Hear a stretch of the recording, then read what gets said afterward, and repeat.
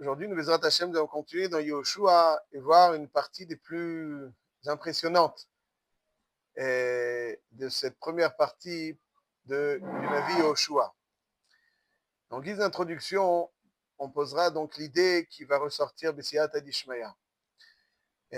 Quelle est la réalité qui menace le plus un homme dans sa vie? On a l'impression, en général, qu'il faut se méfier à droite et à gauche de différentes choses. Mais en réalité, ce dont un homme doit le plus se méfier, c'est de lui-même. Du Yetzer Hara qui est en lui. C'est-à-dire ce qui compromet, ce qui menace le plus l'avenir d'un homme, c'est cet élément destructeur, d'autodestruction même, qu'est le Yetzer Hara. Ce qui porte le plus atteinte, compromet le plus l'avenir d'un homme, ce n'est pas les autres. C'est son Yetzer Hara, les midot, l'acharnement, la colère et tout ce qui s'ensuit. C'est lui-même qui s'autodétruit et qui se compromet. La Gemara dans Masechet Sukkah, Daf Nun Bet, elle nous dit que Shiva Shemot Yeshlo le Yetzer Hara. Alors on va en choisir un ou deux encore. Il y a le Yetzer Hara, il a 7 noms. Le Yetzer Hara, donc d'abord il s'appelle Ra.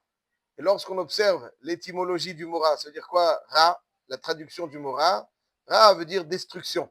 Qui c'est Raoua, Shulchan Reoua, c'est-à-dire donc Teroem Beshevet Barzel, lorsque David Améler demande à Hachem de briser ses ennemis. Teroem Beshevet Barzel. Ra, c'est quelque chose d'abîmé, de cassé. Et le Yetzer Hara, c'est le penchant qui abîme, qui détruit. Ça, c'est Yetzer Hara. Yetzer Hara, c'est la tendance destructrice de l'homme. Lorsqu'un homme se laisse aller par son Yetzer Hara, il s'autodétruit. Il ne fait pas simplement du mal aux autres, il ne compromet pas simplement l'avenir des autres, mais c'est le sien. Ça, c'est le Yetzer Hara. Le Yetzer Hara, c'est l'élément le plus destructeur. C'est pour ça que le Yetzer Hara s'appellera. Moshe Rabbeinu, donc c'est Akadosh Baruch Hu qui l'appellera. Moshe Rabbeinu l'appelle Harel. Harel, c'est le prépuce qu'il y a sur le cœur. Ça veut dire que, quelque part, comme si il y a quelque chose de faux qui est greffé sur le cœur et on a du mal à voir à quel point le Yetzer Hara nous donne l'illusion d'avoir envie personnellement. Imaginons par exemple que quelqu'un veut quelque chose, après il regrette, et veut quelque chose de mauvais, après il regrette. Ça veut dire que c'est la vraie volonté d'un homme, c'est pas celle que le Yetzer Hara lui dicte. Après il a l'intention qu'il n'a pas fait quelque chose qu'il souhaitait. C'est qu'il y a le moi, le vrai moi, le moi d'un homme, et il y a l'illusion du moi. Quand quelqu'un mène sa vie avec l'illusion du moi, avant de faire, il a envie de le faire, mais après avoir fait, il n'a pas le sentiment qu'il a concrétisé son véritable moi. Et ça, c'est la orla. La orla, c'est quelque chose qui recouvre le vrai, qui recouvre donc, là, c'est quelque chose qui recouvre le vrai moi. On a l'impression que c'est moi qui veux, mais en réalité, c'est pas moi qui veux. C'est pas le vrai moi. Et la satisfaction d'un homme est quand il fait ce que son moi profond souhaite qu'il fasse. Évidemment aussi, David Améler, Keraot Tamé, Tamé aussi Blachon Otem. Ça veut dire qu'il est bien souvent insensible et atum, quelque chose qui obstrue. Il est insensible aux vraies choses. Il n'est pas le vrai moi, finalement, est des fois endormi. Et encore, il y en a 7, on ne va pas maintenant tous les citer, les expliquer, mais en tout cas, ce que je veux dire par là, c'est que le nom, le principal du Yetzer Hara, c'est le nom Ra. Ra qui veut dire destruction. Et l'un des passages dans le Tanakh qui illustre le plus cette autodestruction que le Yetzer Hara peut engendrer est un passage donc, où au début du Navi Yoshua, dans la fin de Perek Vav, dans lequel nous nous trouvons, Bessiyat Adishmaya, il y a Vayashba Yoshua Be'etaïl est mort. Après la destruction de Yericho, Yoshua va prêter serment, une initiative personnelle. Il va prêter serment, il dit Harour, il va maudire la personne qui reconstruirait Yericho. Harour Aish, Lifnei Adonai, Asher Yakum, Uvana et Aïr Azot et Yericho. Bivchoro Yeyasdena, Uvitziro Yatziv Delatena. C'est au prix de son aîné qu'il va poser les fondations et c'est au prix de son dernier enfant qu'il posera les portes. Ça veut dire qu'ici, Yoshua dit que quelqu'un qui chercherait à reconstruire Yericho, lo alenu, il perdra ses enfants. L'aîné lors de la pose des fondations et le dernier lors de la pose des portes. Ça, c'est pourquoi est-ce que Yéricho devait rester détruite? Yéricho devait rester détruite. Elle devait toujours évoquer la conquête miraculeuse, la façon dont Akadosh Baruch Hu a aidé le Ham Israël à se débarrasser de la Toum'a. Et Chazal nous disent, Asher Yakum Uvana et Aïr Azot et Yéricho. Pourquoi il y a marqué et Aïr Azot et Yéricho? Il aurait dû marquer et Yéricho, et Aïr Azot et Yéricho.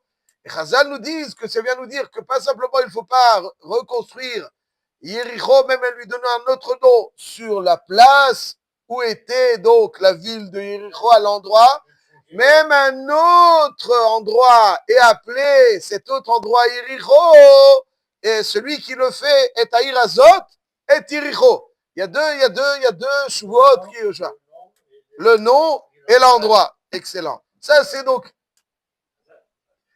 donc Arura Ish Lifnei Hashem, tout celui qui ferait ça. C'est-à-dire il faut pas qu'il y ait une évocation. Yéricho doit être synonyme de destruction. Lorsqu'on change cette conscience, alors finalement, il se passe ce qu'il se passe. Et là, donc, ça c'est Yoshua qui dit ça. Vaï Adonai et Yoshua, Vaï Shomro Bechol Haaretz. Comme ça s'achève le chapitre 6 de Yoshua. Donc c'est Yoshua qui prend cette initiative. Il a consulté Hachem. Non. Torah Shebe Alpé. Il montre à Israël. On a entendu Israël, Torah Shebe Alpé, lui, il décide. Vaï Adonai et Yoshua, le Malbim nous dit, Akadosh Baruch Hu accepte. La klala de Yoshua, effectivement, celui qui reconstruira Yéricho ou une autre ville sous le nom de Yéricho sera passible de ce qui a été décrit. Et là, est-ce que dans l'histoire, on va voir quelqu'un qui reconstruit Yéricho, qui est passible de tout ce qui a été prononcé par Yoshua et qui n'a rien compris? Alors, il s'agit de Hiel, un homme qui s'appelle Hiel, mais on parle bien après Yoshua, au temps du roi Ahav. Hiel était l'ami du roi Ahav, le roi d'Israël. Donc on parle bien après la scission, donc lorsqu'il y avait le roi de Yehuda et il y avait Ahav qui était le roi d'Israël. Et l'ami de Ahav, Hiel, décide de rebâtir Yéricho. Mais attention, pas la ville là où elle se trouve, puisqu'elle était dans la partie de Yehuda, de Binyamin, donc sous le Mamlechet Yehuda, sous l'autorité du roi de Yehuda. Et là, Hiel est l'ami du roi Ahav, roi d'Israël. Donc forcément, on ne parle pas de l'emplacement initial de la ville de Yéricho. On parle d'un autre emplacement, mais il a décidé d'appeler une ville Yéricho. Et il va subir ce qu'il va subir, exactement tel que c'est décrit dans Yoshua. Hiel va subir cela. Le pasuk dit dans Mlachim Aleph, Perek Yud Zayin, Bana Hiel beta Eli et Yericho, ba'aviram bechoro yesada, uvesaguv tseiro etziv latea. Donc c'est-à-dire même le Navi nomme, lorsqu'il a posé les fondations, son Bechor malheureusement disparaît, et lorsqu'il pose les portes, c'est son dernier, tel que Yoshua.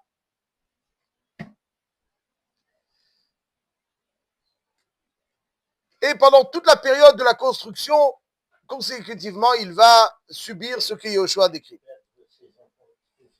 Terrible. Donc il doit voir, c'est quelque chose, un phénomène inexplicable, si ce n'est Yoshua. Et la Gemara nous dit à la fin de Masechet Sanhedrin, Kuf Yud Gimel, les derniers daf de Masechet Sanhedrin, la Gemara nous dit comme ça. Qui est-ce qui va aller être Menahem Avelim? Hiel. Alors il y a deux qui se retrouvent, deux opposés. Achav Shushvine Avaata Ihu Ve'Eliyahu le Mishal Bishlama Betamia. Il se retrouve donc il y a Hub Avelim, Eliyahu Hanavi et Achav. Deux personnes les plus opposées de l'époque. Achav, donc Baal Oved Avodah Zara, et Eliyahu Hanavi. Eliyahu Hanavi? Bevadaï. Achav et Eliyahu Hanavi, c'est Eliyahu Hanavi. Bevadaï.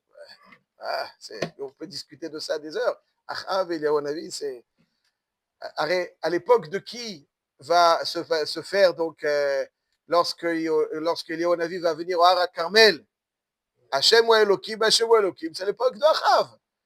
מתי אתם פוסחים על שני הסעיפים? Donc, בקיצור, tout un... על כל פנים, donc il se retrouve là-bas chez Chiel.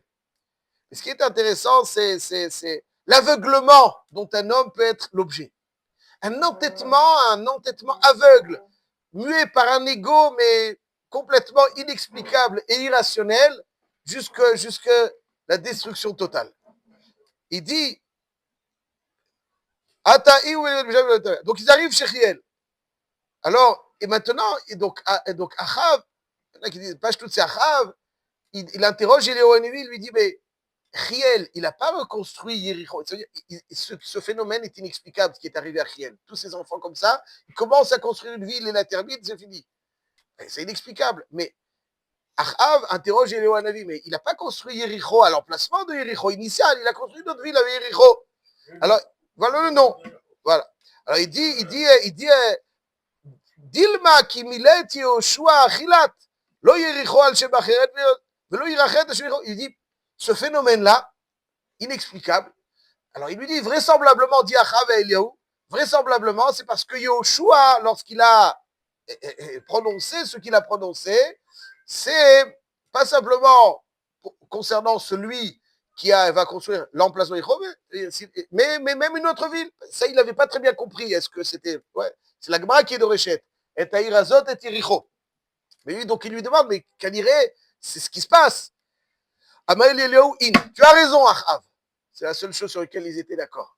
Que quand Yoshua a prononcé ce qu'il a prononcé, ça concerne ou Yericho ou une autre ville du nom de Yericho. Mais là, Achav va devenir ridicule. Il lui dit, Ashta levateta de Moshe lokamekaima. Toi, tu me dis que c'est la malédiction de Yoshua qui s'est concrétisée dans Chiel. Mais arrête, si déjà la malédiction de Moshe ne se réalise pas, Moshe, la malédiction de son élève Yoshua va se réaliser. Pourquoi? Moshe Rabbeinu a dit, Shabiru lachem, ben yifte levavchem, vesartem va'avadtem Elohim achirim, v'hara af Hashem, v'atzal et hashamayim, v'lo yeh matar. Nous, il lui dit, Vaou Gavra, il parle de lui, cet homme-là, Ukim le avodat kochavim al kol telem ve telem. Chaque monticule, il y a une avodazara. Velo shavik le mitra de meizal misgadle. Il y a tellement de pluie qu'ils ont du mal à se déplacer vers la avodazara. Il lui dit, si déjà la klala de Moshe Rabbeinu ne se réalise pas, alors la klala de Yoshua va se réaliser. Et donc il dit, Kadiré, donc c'est ridicule je trouve. Tu as une question. Pourquoi la klala de Moshe Rabbeinu ne se réalise pas? Hachem, il est Erech Hapaim. Alors tu dis, si donc tu arrives à la Maskana, donc ce qui est arrivé à Chiel, c'est pas à cause de la klala de Yoshua. C'est ridicule. Il y a un phénomène inexplicable. Tous ces enfants, depuis, dès qu'ils posent les fondations jusqu'à là, quoi? Parce que tu as une question. C'est ça. Le Yetzer Hara, il rend l'homme ridicule. Il rend l'homme ridicule. Un entêtement dans la vie, des fois, il faut savoir ne pas s'entêter. L'ego, il nous dit non, j'ai raison. Et toutes les brèches les plus improbables, on va s'infiltrer dedans pour justifier et ne jamais baisser la tête. Et ça, ce refus de baisser la tête, c'est ça qui ruine l'homme. Encore. Il y a des gens qui se parce que par Ga'ava. Moi, je vais baisser la tête. Ga'ava. La Ga'ava, c'est le Yetzer Hara qui détruit une personne. Cette Ga'ava, c'est pas, non, il a raison. Il faut savoir qu'il y avait Achav, Vadaï, il était Racha. Il avait une idéologie, Achav. Achav, il avait une idéologie, il disait que, pourquoi il faisait Avodazara? Il disait que Hachem, on n'est pas une génération idéale. Hachem ne va pas s'occuper de nous personnellement. Dans des générations qui ne sont pas idéales, alors il y a un intermédiaire qui est mandaté par Hachem pour s'occuper des gens moyens. Et il faut vouer cette adoration à cet intermédiaire pour s'attirer ses faveurs. Donc la Avodah Zara de Achav était idéologique. Quand l'Am Israël était... Là, c'est Hachem qui veut... C'est dans ces conditions-là. Ça, c'est l'idéologie de la Avodah Zara. Cette idéologie de la Avodah Zara, quelque part, donc, va mener à sa ruine. Mais ici, encore une fois, il s'acharne à dire, non, c'est pas Yoshua. Il remettait en question, c'est pas Yoshua. D'où c'est pas Yoshua? Parce que si la de Moshe ne se réalise pas, la Kla de Yoshua se réalisait. Tu as une question, mais tu vois pas que c'est la ruine. La gava. Un homme ne souhaite pas accepter qu'il attende, n'arrive pas à baisser la tête. Quand quelqu'un ne baisse pas la tête, il va à sa perte. Il va à sa perte, il perd tout. C'est ce qui se passe. Riel, tu vois pas, va poser la question, peut-être il se passe quelque chose. Tu vas construire une ville qui s'appelle Yericho ailleurs. Nous, c'est un micré. C'est un micré. C'est ça les gens bêtes. Tout ce qui arrive, c'est micré. C'est par hasard. Tu vois pas? Non, il voit pas. Pour se justifier un acharnement de la justification et un entêtement qui mène l'homme vers là où ça le mène. Et là, Eliaou à Carmel Eliaou à Navi est furieux. Quand il entend Achav dire la klala de Moshe ne se réalise pas, donc la klala c'est ridicule, vraiment, quand on le dit, c'est ridicule. C'est une question, ok, alors c'est pour ça que tu vois pas, c'est pas tangible. Eliaou à Navi, il dit, alors tu sais quoi, à partir d'aujourd'hui, il n'y a plus de pluie. Là, une des sécheresses les plus sévères de l'histoire d'Israël va se produire. Baourachme, dit la Gemara, Koufiout Gibel. Eliaou Hanavi demande Rachamim à Hachem, Ve'havule aklida de mitra. Hachem va donner à Eliaou Hanavi la clé de la pluie. Normalement, la clé de la pluie ne va pas, c'est Hachem qui la garde. La clé de Triatametib, la clé d'un accouchement. Ouais, les gens, des fois, ils veulent précipiter les accouchements. Ouais, pourquoi? Je vois quelqu'un qui me dit, je vais précipiter. Pourquoi? Parce que, alors, il y en a, bon, il y en a qui disent Rizin Makdimin les mitzvot. Ça veut dire que plus il naît vite, plus il y aura des mitzvot. Moi, à mon humble avis, Hachem, il a la clé. Il ne peut pas l'ouvrir quand il veut. Quand Hachem, il ouvre, c'est le moment. Pourquoi précipiter quoi que ce soit? Car Hachem, il ne sait pas quel est le moment. Toi, tu dois. Laisse Hachem faire. Si, Khalila, il se passe quelque chose. Vadaï, ça veut dire qu'il faut des rouillottes. Mais si. Tout, donc, mafter shel chaya, mafter shel triyat hametim, mafter shel matar, est entre les mains d'Akadosh Baruch Hu. Et donc, ici, Eliaou Hanavi demande à Hachem la clé de la pluie. Et puis, comme ça, il se passe ce qui se passe, c'est une sécheresse très sévère. Et ouais, je raccourcis un petit peu. Alors, Hachem a vu qu'il y avait une trop grande souffrance pendant cette période-là, donc Eliaou Hanavi va.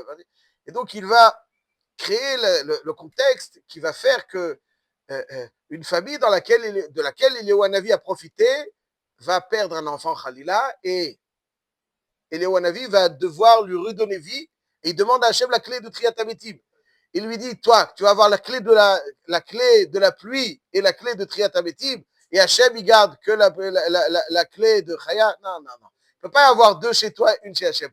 Et il dit, tu veux Mafter Triyat Hametim, tu rends le Mafter de Kshamim.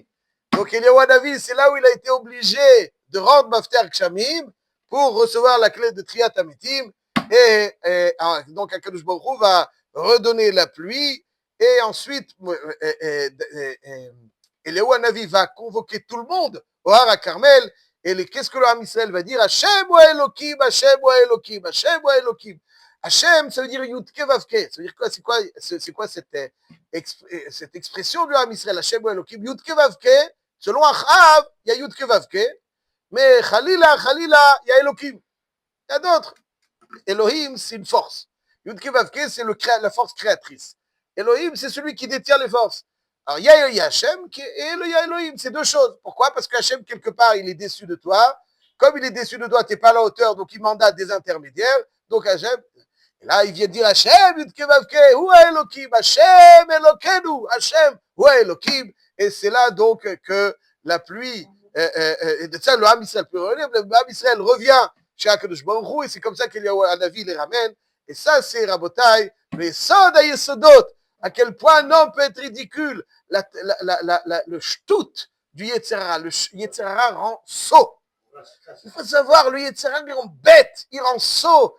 Il crée un entêtement aveugle qui risque de mener à l'homme à la perdition. Et ça, c'est donc, la Torah, elle redonne la lucidité. Il faut savoir avoir cette lucidité pour Bezrat Hashem, maîtriser ce Yetzirah et ne pas Khalil le suivre.